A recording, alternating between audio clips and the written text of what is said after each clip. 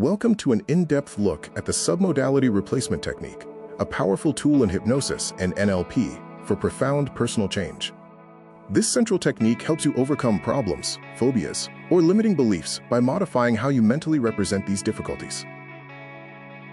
The first step is crucial: weakening the internal representation of the problem. Visualize, hear, or feel the problem, like hurt, fear, or criticism, in a dramatically reduced form. Make it small, distant, and insignificant.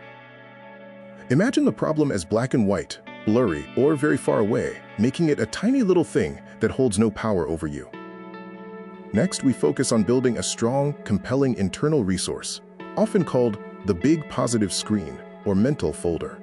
This resource represents your desired solution, whether it's forgiveness, action, indifference, or your best, most capable version of yourself. It is vital that this positive representation has high submodalities, experiencing it vividly, visually, auditorily, and kinesthetically at its absolute peak. The final dynamic step is the Swish technique, where we dramatically replace the old with the new.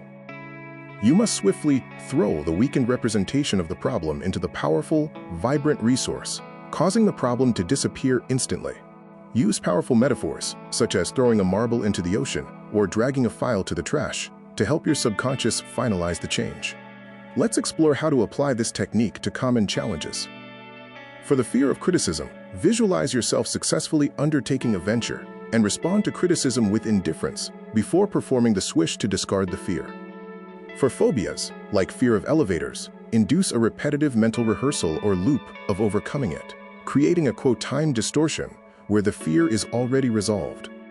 To tackle limiting beliefs, diminish the belief, like not being able to lose weight, and throw it into the folder of your best self, focused on good habits.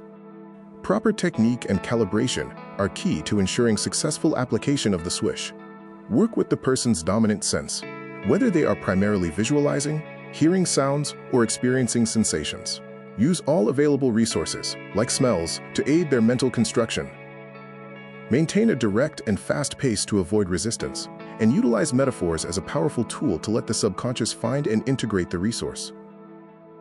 Finally, perform a test to confirm that the original problem can no longer be felt.